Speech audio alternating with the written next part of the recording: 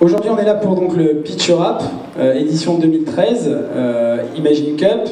Donc c'est une première, puisqu'on fait ça en public. Habituellement, les Pitch Imagine Cup se font dans des salles fermées avec un jury, où tout reste entre nous, entre guillemets, dans la salle. Là, aujourd'hui, donc, les équipes vont pitcher en public. Donc les étudiants là, qui sont dans la salle, faut mettre un peu d'ambiance. J'entends rien. Allez, allez, allez! Voilà. Donc, il va falloir supporter celles et ceux qui vont pitcher aujourd'hui. C'est un test grandeur nature pour eux.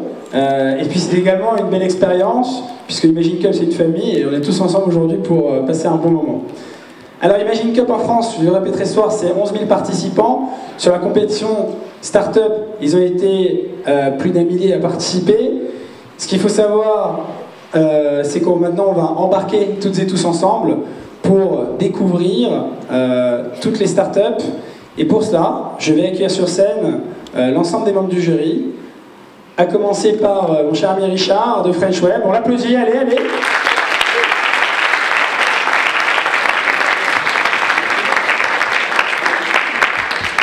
Eric Dupin, Presse Citron. Allez, Eric.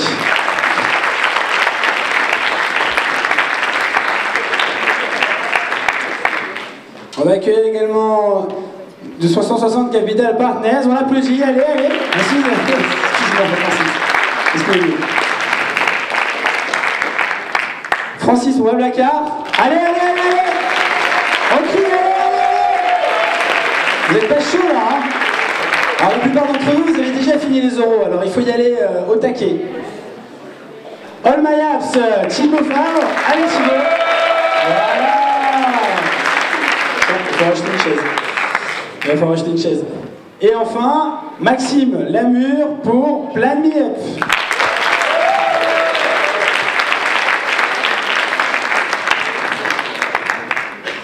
Donc, différentes équipes vont pitcher. Donc, Stéphanie n'a pas pu venir malheureusement de Restopolitane, business de dernière minute, mais voilà, on pense à elle.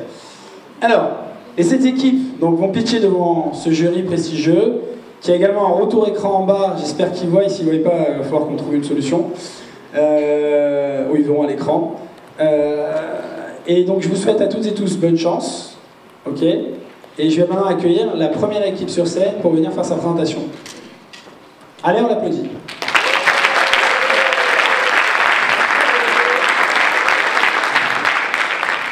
Hello everyone, welcome to this presentation of Ad Astra, our startup project. So, today we'll speak about fun and video games. With one question, because we are in the age of mobile gaming, digital platform. It's really easy to publish a game and make it available to a large audience. But surviving as a video game company after this first launch is really trickier. And in this market, where players are expecting high quality for a low price, how can we combine the best of both worlds? So, we will make top-notch games with an episodic business model. We are Alexandre Brisset, a business guy, Victor Jamoret, the talented artist, and myself, Pierre Blanchon, the producer and game designer.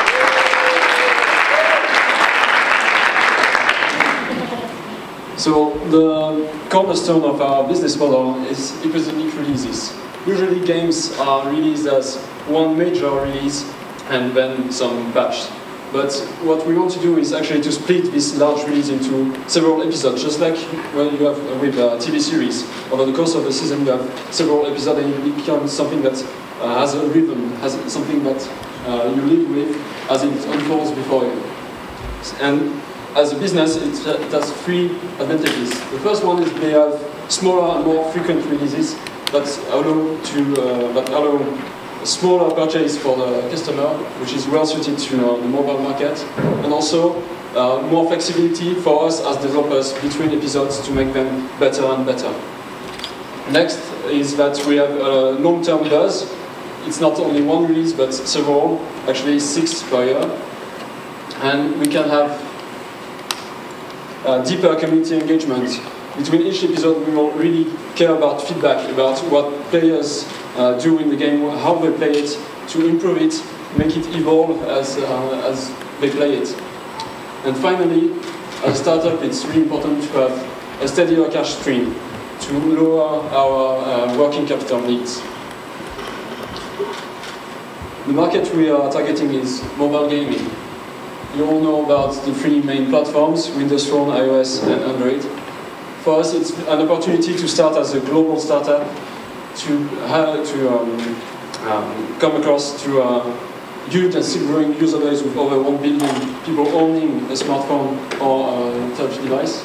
And finally, it's a market with low barriers of entry that as students we can get into, even though it's extremely competitive.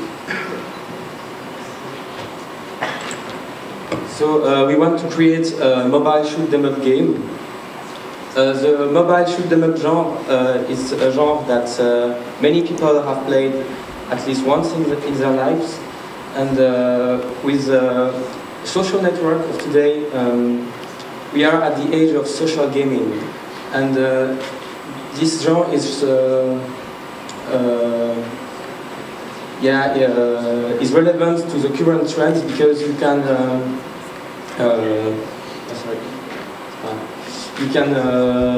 compare your skills with your friends and challenge them worldwide. We will use user feedback to actively analyze the data of our players, and we'll use tracking softwares we use tracking softwares to constantly improve our formula.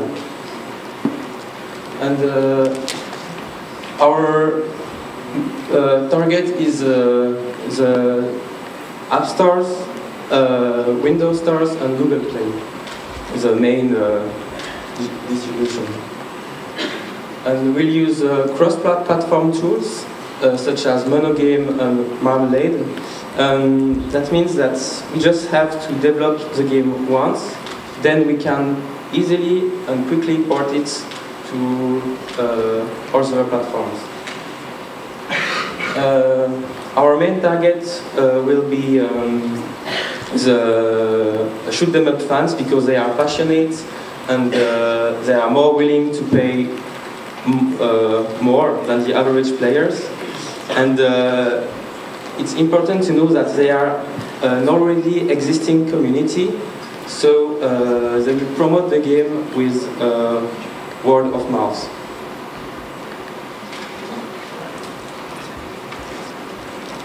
So every startup needs a killer app to enter the market, so here's ours. It's a game called Asha.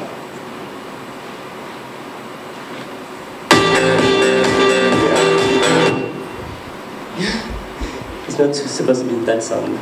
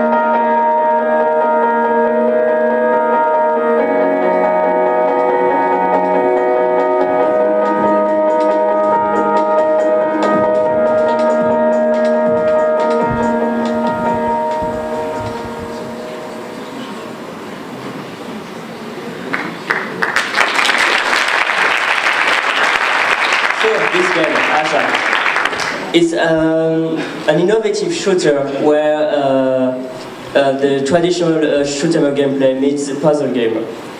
So it was designed for the touchscreen interfaces because our main competitors are either releasing ports of arcade or console games or really casual titles. So we wanted to have the energy of shoot 'em up mixed with the interactivity that is possible with the touchscreen interface. So You can fight your enemies, but you can also use the touchscreen to target them, to use the environment to your advantage.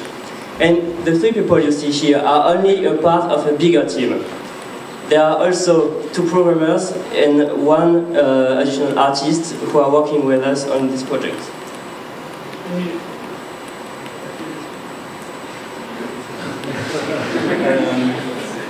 So our short-term goal is to create an awesome first game, and with all the revenues of this game, we'll finance the upcoming episode.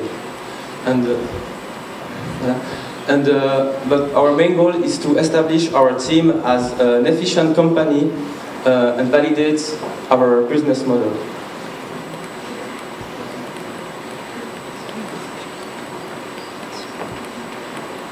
So there will be 1 episode every 2 months and 2 euros price tag.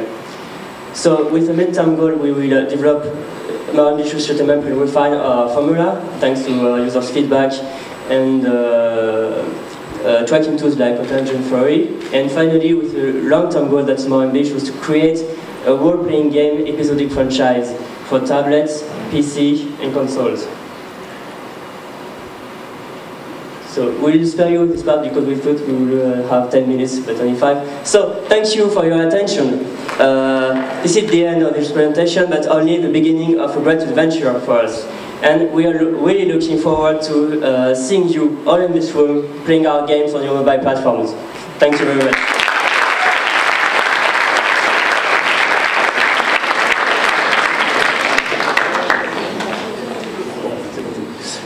Savez-vous que en France, pendant qu'un des 10 000 investisseurs français, qu'ils soient business angel, venture capitaliste, recherchent des dossiers de start-up pour investir, il y a tous les ans plus de 15 000 start-up qui cherchent des fonds et qui n'ont qu'une envie, c'est de rentrer en contact le plus rapidement possible avec quelques-uns de ces investisseurs. Alors, FundMe est une plateforme qui met en relation ces start-up et ces investisseurs. Notre ambition est de devenir rapidement la plateforme de référence pour la mise en relation de start-up françaises et d'investisseurs français. On a derrière nous 5 mois de phase bêta, 5 mois pendant lesquels plus de 600 startups se sont inscrites sur FundMe, plus de 200 investisseurs consultent la base de données, donc des investisseurs au profil varié, business angel, fonds d'investissement, leveurs de fonds, etc. Et plus intéressant encore, on a des jolies stats de mise en relation, puisque à l'heure actuelle, 43% des boîtes qui sont sur FundMe ont eu un contact avec au moins un investisseur. Voilà. Et on a aussi, pendant notre phase bêta, permis quelques success stories, donc des boîtes qui étaient sur FundMe, qui ont levé des fonds pendant notre phase bêta, donc par exemple Cannibal, Modizy, Bubble Planet, etc. Alors, FundMe surfe sur une tendance assez lourde en ce moment, c'est la tendance de l'innovation dans le secteur du funding, du financement des entreprises.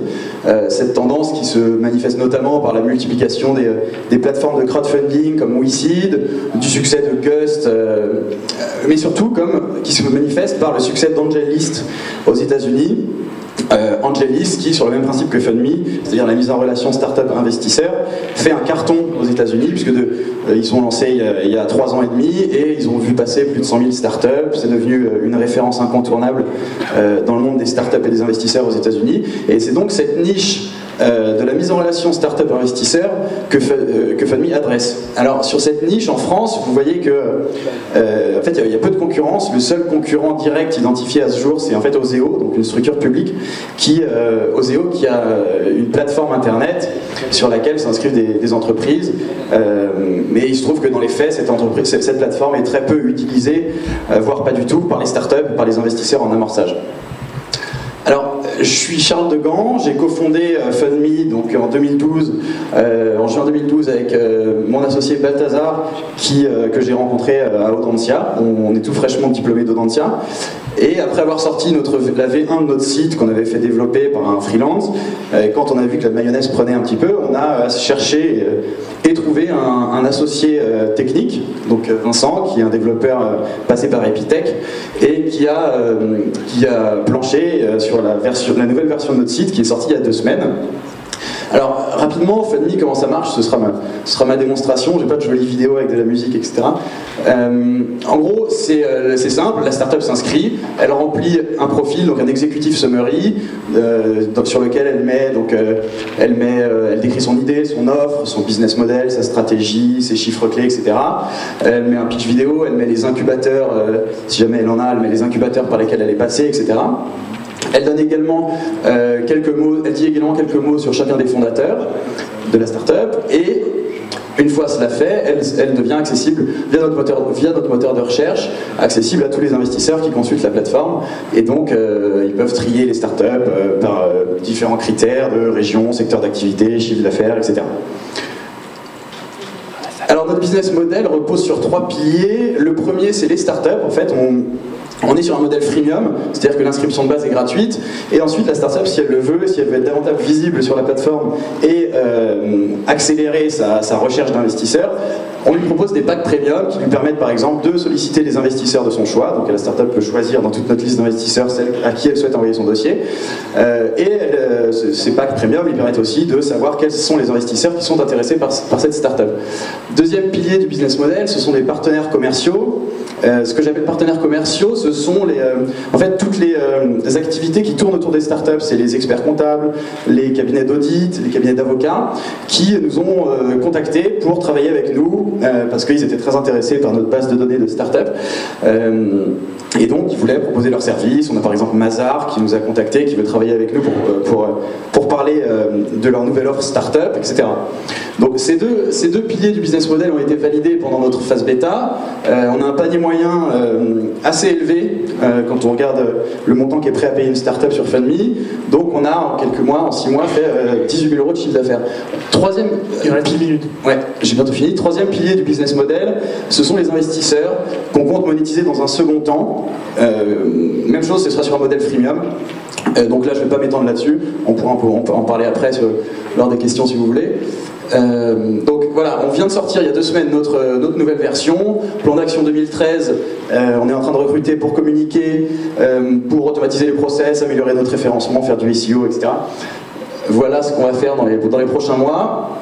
Et donc voilà, pendant notre phase bêta, on a eu quelques retours, quelques partenariats de visibilité assez intéressants, notamment avec le Journal du Net, qui toutes les semaines choisit une boîte sur FunMe et en fait un article qui s'appelle le pitch de la semaine. On est également partenaire de Challenge pour leur numéro 100 startups pour investir, leur numéro qui est sorti la semaine dernière. Enfin, on était partenaire en 2012 et de nouveau cette année. En fait, le deal, c'est que Challenge choisit des boîtes sur FunMe et nous, on inscrit toutes les 100 startups sur FunMe. Et on avait organisé en octobre un grand événement animé notamment par Eric Dupin, ici présent de Presse Citron, où on a fait rencontrer des startups et des investisseurs. Objectif, à la fin de l'année, 4000 startups dont 600 payantes, 2000 investisseurs pour un CA d'environ 150 000 €. L'idée étant d'essayer de devenir le Angelist français puis européen. Angelist qui a bouclé une levée de fonds fin 2012 qui l'a valorisé à 150 millions d'euros. Voilà, on est ambitieux. Merci de votre attention, je sais qu'il y a plein d'entrepreneurs dans la salle, ça pourrait peut-être vous intéresser. N'hésitez pas à aller faire un tour sur funme.fr. Voilà, merci.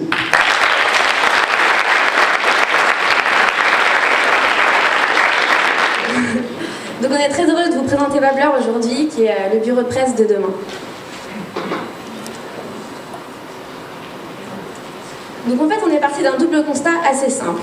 Aujourd'hui, les journalistes, ils sont sursollicités, harcelés. Ils reçoivent en moyenne entre 200 et 300 communiqués de presse par jour. Ils reçoivent de l'information mal ciblée et souvent, vous passez à côté. De l'autre côté, les marques, elles ont un besoin de notoriété, de visibilité dans la presse qui est constant, voire croissant. Elles ont besoin de se faire connaître, mais seulement elles n'ont ni le budget, ni le réseau, ni le temps de s'en occuper. Et aujourd'hui, avoir un attaché de presse, ça coûte cher. Donc maintenant, vous oubliez cette situation catastrophique actuelle et laissez-vous transporter dans l'univers de Babbler. Donc en fait, nous, on fait du push, on fait pas du push justement, on fait du pull. C'est-à-dire que c'est les journalistes qui viennent chercher eux-mêmes l'information dont ils ont besoin au moment où ils en ont besoin. Pour ce faire, on a créé une plateforme web qui fonctionne comme un réseau social type Facebook, sauf que ce sont des marques qui adressent leur contenu à un réseau ciblé de médias, journalistes, blogueurs et influenceurs. Donc Babbler, c'est un projet, c'est une entreprise, mais c'est surtout des personnes. Donc à l'initiative de ce projet, en fait je suis diplômée d'un master innovation de l'ESC Grenoble. Et en fait j'ai eu cette idée de plateforme simple, intuitive, qui permettrait de faire la promotion de son entreprise, de son service, auprès des journalistes, des blogueurs. Mais j'aurais jamais pu mener à bien ce projet vu que j'avais pas une expérience RP. Du coup, moi j'ai apporté au projet mon expérience professionnelle en tant qu'attaché de presse, mais également ma connaissance des besoins des journalistes et également des besoins des marques. Pour ce faire, on a été accompagné par 2 autres personnes. Donc Robin, le roi de la calculette, qui nous a accompagnés sur la partie financière. Et Eric, notre business angel, qui nous a permis de lever des fonds d'amorçage et de développer notre projet. Donc Babbler, c'est un outil simple, innovant, transparent, qui permet en fait, donc vous êtes une entreprise, enfin, il y en a sûrement beaucoup ici, vous avez besoin de vous faire connaître, vous êtes nouveau. Donc sur Babbler, vous allez pouvoir poster toutes vos actualités en live, vous allez pouvoir poster vos communiqués de presse, vos dossiers de presse, créer des banques d'images HD avec toutes les caractéristiques techniques de vos produits. Vous allez pouvoir accéder à toutes les statistiques, à savoir qui a commenté, liké, visité, téléchargé vos contenus sur le profil Babbler. Donc pour ça, on a créé une offre complète, c'est-à-dire qu'on a différents packages, tous incluent un accès à la plateforme, mais également un certain nombre de services humains plus traditionnels attachés de presse qui nous permettent vraiment d'accompagner nos clients. Donc en fait, plus vous payez cher, plus vous avez de services inclus dans votre forfait. Mais également, c'est une offre modulable puisqu'on a un certain nombre de services à la carte qui permettent de nous adapter aux besoins et au budget de nos clients. Donc qui est susceptible d'être intéressé par l'outil Babbler? A priori, tout le monde. Donc nous en fait on cible les jeunes créateurs parce qu'ils ont des produits qui sont nouveaux, donc ils ont un besoin de notoriété qui est très fort parce qu'ils sont totalement inconnus des médias, et surtout c'est eux qui intéressent les journalistes parce qu'ils ont des produits innovants et créatifs.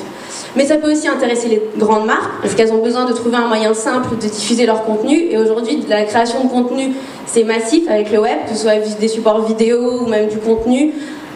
Mais aussi les marques étrangères et les PME qui cherchent à s'implanter facilement sur le marché français et à développer leur notoriété.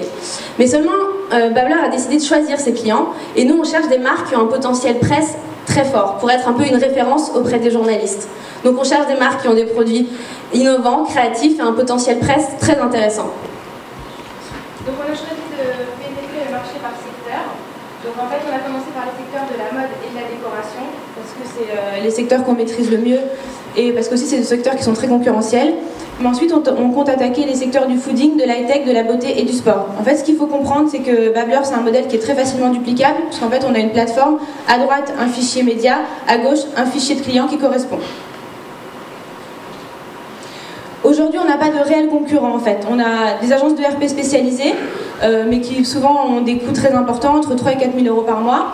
Des attachés de presse freelance qui sont un peu moins chers mais qui ont des réseaux moins importants, et des outils RP en ligne mais qui sont vraiment des outils techniques qui permettent d'envoyer des communiqués ou de télécharger des visuels en HD. Nous on regroupe ces 3 spécialités en fait. Donc en fait Babbler c'est un outil magique à la fois pour ses clients parce qu'on propose des prix attractifs et vous allez pouvoir communiquer sur votre entreprise de façon très simple, avoir des statistiques qui sont inédites, pouvoir être visible auprès de journalistes qui étaient auparavant inaccessibles et vous faire connaître, et donc générer des ventes et du chiffre d'affaires. Du côté des journalistes avec lesquels on collabore, c'est un outil qui est gratuit, simple, disponible 24 h sur 24, qui vous permet d'avoir une information filtrée, ciblée, au bon format, et qui vous permet d'écrire plus d'articles, mais surtout des articles plus pertinents. Donc vous vous demandez sûrement à quoi ressemble Babbler. Donc bienvenue sur Babbler, vous rentrez votre mail, votre identifiant, et là vous arrivez sur le wall d'actualité. Donc le journaliste, il a accès à un flux d'informations filtrées, ciblées de toutes les marques qui correspondent, qui sont susceptibles de correspondre à ses besoins, c'est-à-dire au sujet qu'il a l'habitude de traiter pour son magazine. Ce produit m'intéresse, donc j'ai toutes les informations produits, techniques, le prix, le numéro lecteur. J'appuie sur la petite flèche pour le télécharger, je peux le liker, commenter, et la marque est tenue informée en temps réel de l'activité du journaliste. J'ai besoin, ma rédactrice en chef me donne un sujet beaucoup plus précis. J'ai un moteur de recherche avancé avec différents critères, couleur, prix, style. Donc voilà, je m'appelle Virginie, j'ai créé une marque de bijoux et j'aimerais me faire connaître.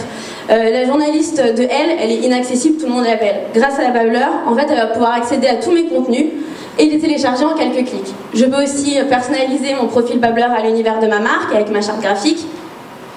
Et là, j'accède à toutes les statistiques. Donc j'ai mon indicateur de popularité, qui est en fait un algorithme en fonction du taux de like, de téléchargement et de visite du profil Babbler.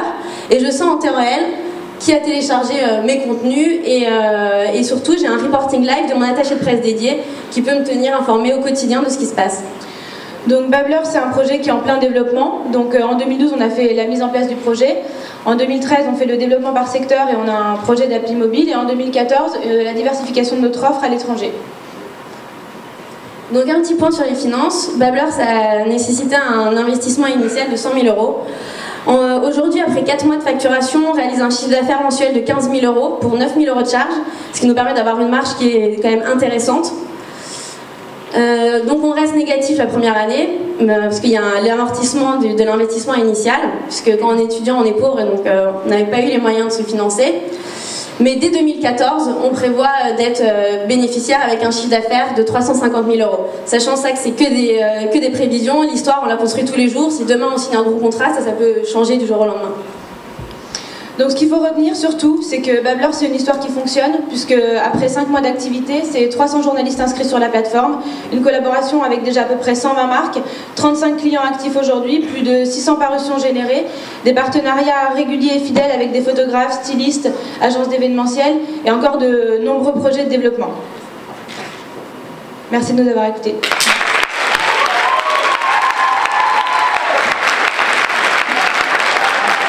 On va vous présenter Meeting Sport, qui est le réseau social pour les sportifs. Donc on a analysé les différents problèmes de l'industrie du sport. On a remarqué 3 problèmes principaux. Donc que les personnes avaient un problème de motivation pour pratiquer un sport à un bas prix pour rester en bonne santé, que les sociétés avaient des difficultés pour sponsoriser le bon athlète et que les organisateurs d'événements devaient trouver de nouveaux moyens pour promouvoir leur événement. C'est pour ça qu'on a créé Meeting Sport, donc, qui est le réseau social qui met en relation les sportifs, les organisateurs d'événements et les sponsors. Donc, avec ce réseau social, on cherche à répondre à différentes questions, donc celles qu'on a vues précédemment. Comment arriver à se motiver pour faire du sport? Comment arriver à rechercher un partenaire lorsque l'on cherche à faire du sport? Comment promouvoir un événement sportif? Mais aussi, comment bien sponsoriser un événement? Donc on utilise des techniques issues du milieu du jeu vidéo, telles que la gamification, donc avec la possibilité de débloquer des succès lorsqu'on pratique une activité. Le site en lui-même est construit en HTML5 avec des technologies cloud et des API tierces. Donc c'est un modèle freemium qui est financé par trois sources de revenus, donc qui sont le sponsoring d'événements, la publicité et des services premium. Donc, concernant le marché, donc une étude de PwC et d'Ipsos montre que 4 personnes sur 10 possèdent un smartphone et pratiquent un sport régulièrement. Donc, concernant les statistiques françaises de santé, elles sont assez alarmantes puisque 15% des personnes sont en surpoids et les dépenses de santé sont conséquentes mais ne sont pas forcément bien utilisées. C'est un marché vraiment important, ainsi que celui du sponsoring. Donc, pour les sportifs, on a une solution qui est basée sur une application mobile. Donc, cette application permet de suivre la progression de l'individu et de traquer justement sa performance. Cette application aura les mêmes fonctionnalités que le site internet, donc une carte qui permet de localiser des événements sportifs mais aussi localiser ses amis. Des alertes pourront être activées, par exemple si un ami est à proximité et que la personne désire faire du sport avec nous, donc il suffit de cliquer dessus et on peut rejoindre cette personne. On peut chercher également des événements à proximité, des entraînements. Donc ces entraînements sont créés par la communauté, donc générés par la communauté elle-même, mais aussi par nous. Donc ces entraînements sont faits en fonction de la performance passée du sportif, et on peut également intégrer tous ces réseaux sociaux donc pour faire grossir le nombre de contacts qu'on a et justement arriver à créer un réseau social uniquement basé sur le sport et pour le sport. Donc nous avons 2 solutions, donc la solution organisateur donc qui permet de créer un événement, de le faire sponsoriser et également d'utiliser des partenariats, donc par exemple de restauration ou de sécurité, et également de le monitorer.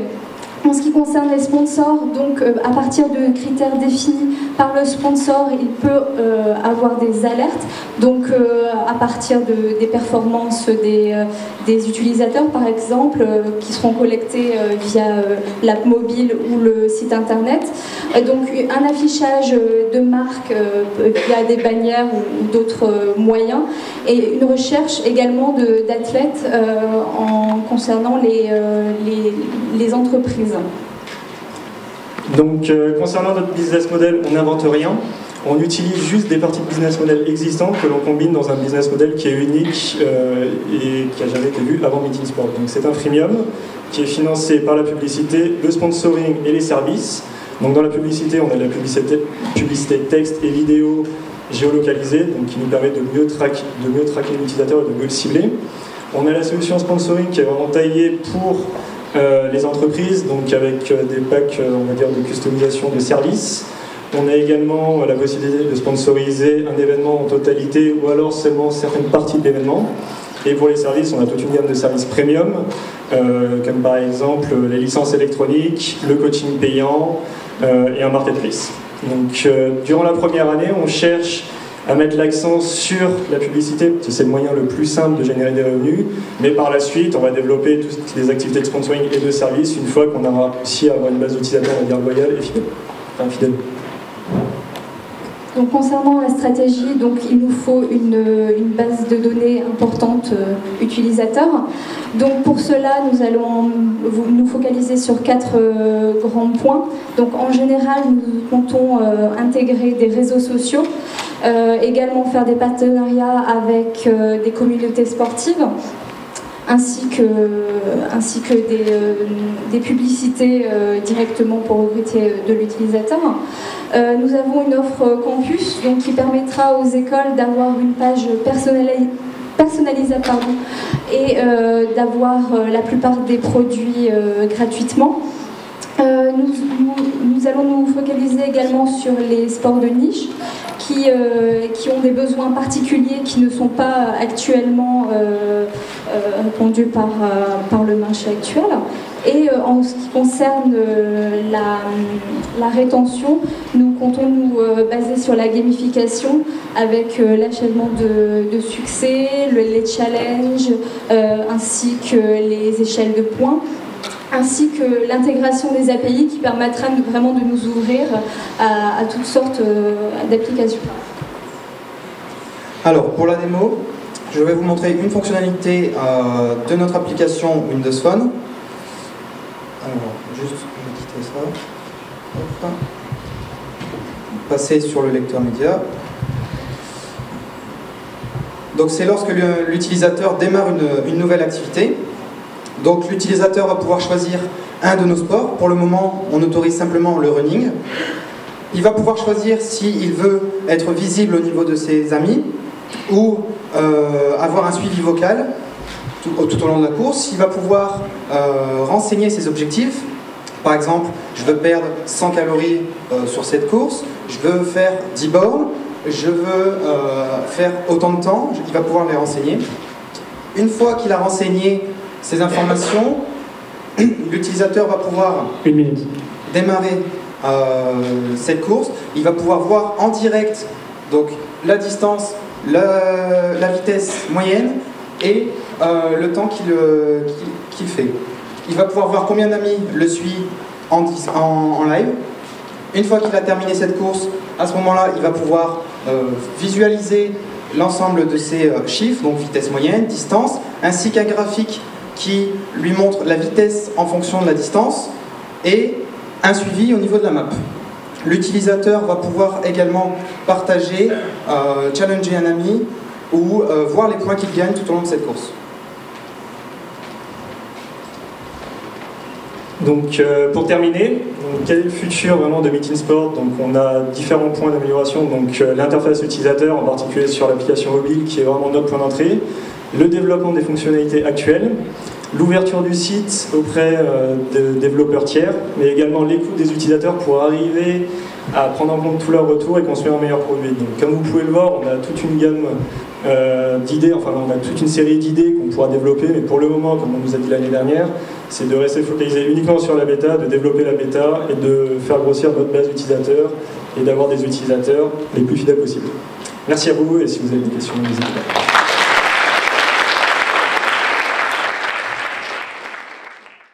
Bonjour à tous, nous sommes l'équipe Original Network, composée d'Eric, notre développeur, Didier ici, notre second développeur, Antoine qui n'est pas là, notre designer, et moi-même, chef de projet. Donc, notre objectif est de construire des infrastructures informatiques plus intelligentes, afin de respecter l'environnement. Nous avons développé une solution innovante qui utilise les énergies renouvelables afin de les adapter sur les systèmes d'information. Actuellement, les data centers ont un impact sur l'environnement. En effet, vous utilisez quotidiennement les moteurs de recherche, YouTube pour regarder des vidéos, vous envoyez des emails tous les jours, donc ces actions demandent beaucoup d'énergie. En France, 9% de notre électricité est utilisée pour alimenter les systèmes d'information. Et enfin, en 2020, les data centers vont générer autant de CO2 que les avions et une augmentation du prix de l'électricité de 50% est prévue. Avant de vous présenter notre concept, nous vous proposons une comparaison entre notre solution et une solution standard qui ont les mêmes fonctionnalités. Sur un an, une solution standard consomme 24 fois plus que la nôtre. Concernant notre solution, 70% de l'alimentation provient des énergies renouvelables, donc 30% du reste du réseau ERDF. Maintenant, nous visons l'avenir avec l'augmentation du prix de l'électricité. Donc en 2020, avec notre solution, pour les mêmes fonctionnalités, notre système coûtera en électricité 40 €. Et pour une solution standard, ça coûtera plus de 3 000 € d'électricité par an. Donc nous allons vous présenter notre concept. Nous construisons des serveurs de basse consommation que nous voulons alimenter avec des énergies renouvelables. Donc nous avons développé un système innovant qui transforme les énergies en entrée pour alimenter les serveurs. Enfin, nous avons développé une application Windows 8 qui permet de contrôler, d'administrer et de superviser à distance les systèmes d'information depuis l'application. Eric va vous faire une petite démo. Ok, donc nous avons mis en place devant vous le prototype Original Network qui est composé d'un panneau solaire, le boîtier Original Network qui va gérer les différentes sources d'énergie et le serveur basse consommation. Donc, nous avons également créé et développé une application permettant de gérer tout l'aspect communauté lié au projet, mais aussi de monitorer notre application à distance. Donc, nous pouvons, par exemple, voir l'état de santé du serveur avec différents indicateurs. Donc on voit l'état du processeur, les disques connectés, des réseaux aussi connectés, ainsi que des informations sur la mémoire vive. On voit par exemple ici une montée en charge sur le processeur. Donc nous pouvons également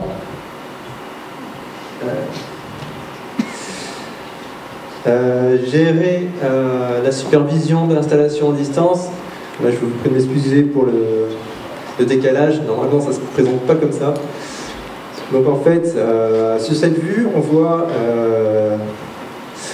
un compteur, en fait, Renewable Energy, qui permet de montrer l'état de l'installation solaire. Donc, par exemple, quand tu caches ici le panneau solaire, on voit l'indicateur en haut qui diminue. Donc on a également un indicateur sur l'état de la batterie, sur la consommation du serveur et sur le mode de fonctionnement, s'il est alimenté soit sur EDF ou soit sur les énergies renouvelables.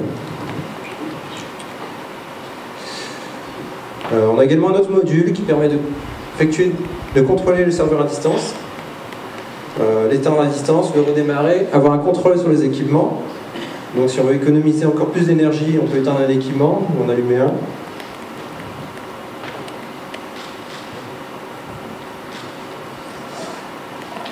On peut avoir un contrôle aussi sur le type de source d'énergie qu'on souhaite alimenter notre serveur. Si par exemple on souhaite l'alimenter seulement avec du courant ERDF, ou alors basculer sur la solution solaire. Donc du coup, nous avons le contrôle sur notre installation, quel que soit l'endroit où on se trouve. Si par exemple on est dans une gare, on veut voir la supervision de notre installation, voir l'état de santé du serveur, on peut se connecter via l'application et avoir les informations. Donc on a également des modules de prévision. Donc ici, qui vont nous renseigner sur les différents jours à venir, là, sur les 10 prochains jours, le rendement des modules solaires connectés. Donc là, on va voir que par exemple, un samedi, on aura plus de production qu'un lundi, par exemple.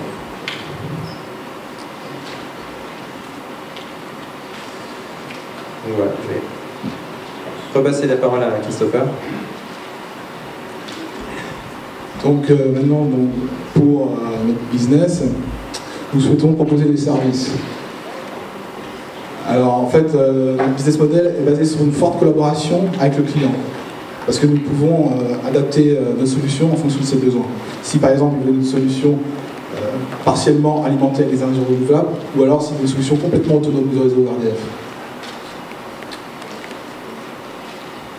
Nous proposons 2 packs. Un premier pack qui contiendra juste le serveur basse consommation, et un second pack qui contient toute l'installation solaire, système électronique et serveur basse consommation, avec un contrat de maintenance. En fonction des besoins du client, nous pouvons dimensionner nos composants, parce que notre solution est vraiment flexible. Concernant le marché, dans un premier temps, nous souhaitons progresser sur le marché national, puis ensuite nous introduire sur le marché européen. Il reste 10 minutes. Okay. Et enfin, nous étendre sur le marché international. En effet, notre solution est facile à internationaliser parce qu'elle répond à beaucoup de problèmes dans le monde. En particulier en Australie, en Amérique du Sud, en Afrique ou au Moyen-Orient pour les problèmes de réseaux électriques qui sont défaillants. Concernant nos projections, nous prévoyons un retour sur investissement de notre entreprise à 1,3 années, avec un bénéfice d'environ 100 000 € sur la 3e année. Alors c'est important pour nous de faire de la veille technologique parce que nous n'avons pas une solution écologique mais qui utilise le développement durable. Donc dedans, nous avons des composants qui ne sont pas forcément green, enfin qui ne sont pas vraiment écologiques. Donc nous, en attribuant notre budget pour de la R&D, nous pouvons faire de la veille technologique et regarder les derniers composants qui sont sur le marché afin d'améliorer notre solution. Donc nous prévoyons un budget sur la 3e année de 6% pour de la R&D. Nous avons plusieurs partenaires pour lancer notre projet, notamment en Bretagne, nous avons Facilitation Énergie et Renat Talente, et plus particulièrement OSEO du gouvernement. Merci de votre attention.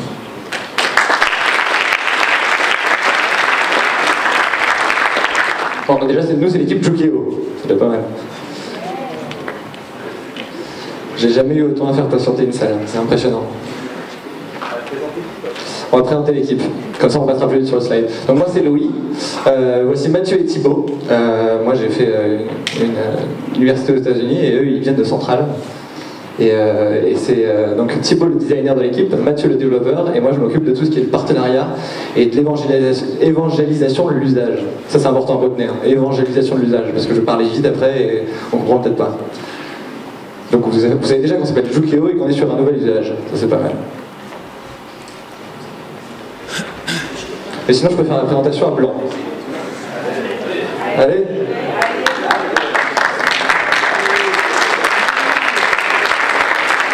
Bon, on aura la surprise si ça arrive derrière. Donc comme je disais, on va tous aller au cocktail. Et au cocktail, on va sûrement avoir un peu de musique pour nous accompagner. Puis la musique va peut-être être pas forcément adaptée au goût de tout le monde. Donc je pense que vous avez tous eu, on a tous eu cette sensation chez des potes à une soirée, dans un bar, l'envie de passer sa propre musique. L'envie de pouvoir interagir sur cette playlist qui est soit pour Rave, soit pas ce qu'on veut. Donc nous, ce qu'on a fait avec Jukeo, c'est qu'on a créé une application de gestion collaborative de playlists.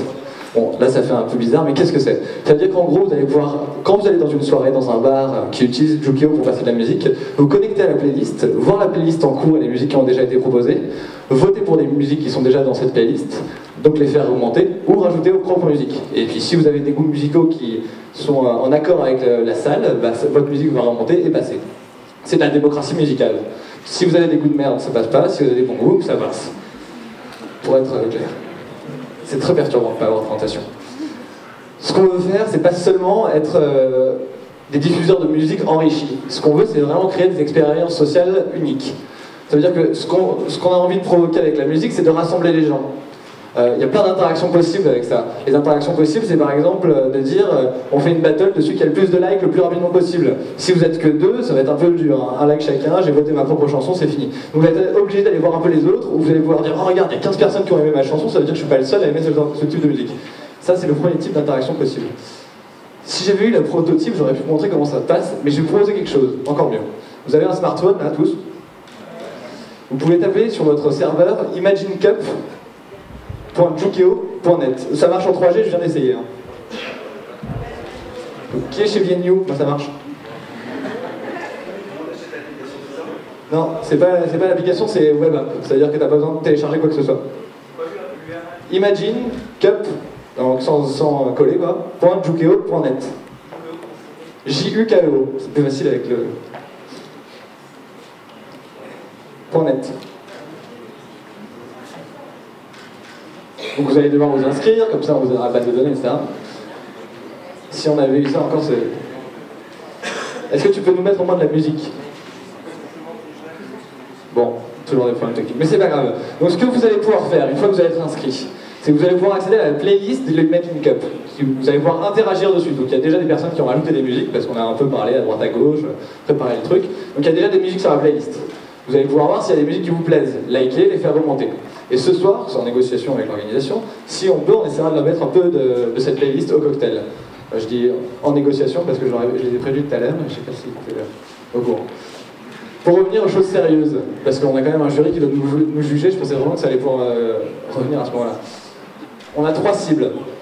Ces 3 cibles, c'est les établissements, les utilisateurs et l'événementiel. On a décidé de viser très large parce qu'on a des concurrents qui existent aux États-Unis et en France qui, eux, ne visent que les business, c'est-à-dire les bars ou les restaurants. Un des concurrents les plus connus, je pense que certains d'entre vous doivent le connaître, c'est Rockbot aux États-Unis, qui a remporté le concours South by Southwest pour les connus. Eux, ce qu'ils font, c'est qu'ils font une formule d'abonnement mensuel pour les bars entre 35 et 100 $ en fonction des options, avec une petite box hardware à laquelle les gens se connectent pour pouvoir interagir sur la musique. La différence avec ça, c'est que nous, on est uniquement web app. Ça veut dire que, comme disait le monsieur, on n'a pas besoin de télécharger l'application. C'est très facile, tu arrives dans la soirée, tu as juste à mettre l'adresse de la soirée ou connecter avec un code, et bim, tu peux interagir sur la soirée. Et c'est aussi beaucoup plus facile à intégrer au niveau web app dans l'esprit B2B. Qu'est-ce que c'est que l'esprit B2B? On est par exemple en train de discuter avec WFM. WFM fait des concerts. Entre les différents artistes, ou avant un concert ou après un concert, ils veulent qu'on puisse interagir, faire une playlist partagée de toutes les personnes qui sont au concert. Ça veut dire qu'on va intégrer la solution Jukeo avec la bibliothèque de musique de WFM pour que pendant les concerts, il y ait une émulsion musicale. Ce type d'interaction B2B, ça peut se faire dans plein de trucs. C'est-à-dire que dans plein d'exemples, il y en a qui nous ont dit mais ce serait génial d'avoir un match de foot, il y en a qui nous ont dit mais au Club Med, les soirées Jukeo c'est parfait. Et c'est là qu'on a tilté, les soirées Jukeo. En fait, l'important, c'est de développer un usage. Cette évangélisation de l'usage, c'est de trouver des points où on organise ces soirées où justement, c'est vous qui avez le contrôle. C'est les personnes qui sont dans l'endroit qui créent le contrôle. Donc on évangélise sur l'usage. Pour ce faire, j'ai perdu tout le fil, hein, mais c'est pas grave, on construit comme on veut. On est sur plusieurs pistes de partenariat. C'est soit les grands groupes qui organisent plusieurs événements, donc événementiel de mariage. Là, on est en train de discuter avec une association qui entreprise qui a 1500 mariages qui arrivent. Ce qu'il leur propose, c'est d'avoir une playlist partagée en complément d'un DJ. Ça veut dire que toute la soirée, si après tous les témoins sont bourrés, ils vont mettre n'importe quoi, donc forcément il y a un DJ qui arrivera pour compléter. Je ne sais pas s'il y en a parmi vous, dans certains d'entre vous qui sont d'HEC, mais on était à HEC mardi soir. On a fait toute la première partie de soirée d'une des listes BDE, qui a ensuite, le relais a été pris par les DJ, et ça s'est très bien passé. Ça permet d'impliquer les gens, et ensuite, dès qu'ils sont un peu trop partis loin, on passe au DJ. Pour revenir sur notre vision. Notre vision, c'est vraiment de ne pas se mettre en concurrence d'un Deezer, etc. C'est vraiment de se mettre en complément. On veut vraiment être sur l'expérience de l'utilisateur. L'expérience de l'utilisateur, elle peut se traduire par plein de choses. Ça peut être du mini-jeu, comme ça peut être ah j'aime bien cette musique-là, qu'est-ce que c'est? Je peux utiliser Shazam, ou je peux avoir accès à toute la playlist en allant sur l'application de Jugeo. Je vais recommencer depuis le début. Non, j'ai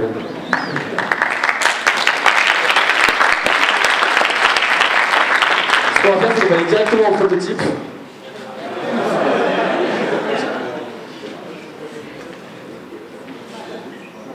Bon, c'est pas grave, le PC ne veut pas. Donc ah, voilà. Donc ça c'était Imagine Cup. C'est ce que ça va, on va y arriver. Je sais pas combien de temps il reste, mais je continue. Ah voilà, alors. Je propose qu'on lance la musique. Comme ça on aura le fond en musique. C'est comme ça que ça se passe. La personne va pouvoir lancer la soirée, et là vous pouvez rajouter vos musiques. Vous pouvez interagir maintenant. Hein. Ceux qui sont déjà connectés, qui ont... Il n'y a pas de son. Voilà. En plus, c'est plus sympa en musique. Ça me déstresse. C'est exactement comment ça que ça se passe. On a créé l'application, on a créé la playlist Imagine Cup, donc ça veut dire que c'était très simple. On s'est inscrit avec un login Facebook ou Twitter. On était administrateur. J'ai lancé la soirée. J'ai proposé à mes amis, vous êtes tous mes amis maintenant, de rejoindre la soirée, de préparer la playlist à l'avance parce qu'on va essayer de la diffuser pour un cocktail, ou d'interagir directement. Ça veut dire que maintenant, si vous vous connectez, vous proposez une musique depuis votre smartphone, vous allez pouvoir rentrer dans la liste.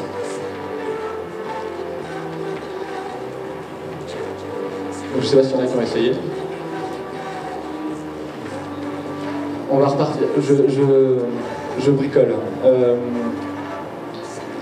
Où est-ce qu'on en est aujourd'hui? Voilà, je vais faire le slide où est-ce qu'on en est aujourd'hui. On est en bêta privée, la version publique devrait sortir en avril. La version publique, c'est-à-dire que chacun d'entre vous va pouvoir créer sa propre soirée chez lui, pour son anniversaire, pour son pot de départ ou quoi que ce soit. Alors que pour l'instant, on crée nous-mêmes pour les événements qui nous demandent en partenariat pour le test. On a plus de 600 utilisateurs qui ont tous eu d'excellents retours. On reçoit des mails tous les jours, s'il vous plaît, créez-moi une soirée pour mon anniversaire, etc. etc. On a fait une multitude d'événements très différents les uns des autres, donc que ce soit dans des bars, que ce soit dans des cocktails professionnels, after work, que ce soit chez des particuliers. Et on a plusieurs personnes qui sont qui seront très heureux de travailler avec nous pour la suite. Tout le monde a compris ce que vous êtes, non? Je pense que ce sera mieux aussi avec les questions. On répondra aux questions avec les slides. Non, on peut peut-être mettre le slide... non, c'est bon.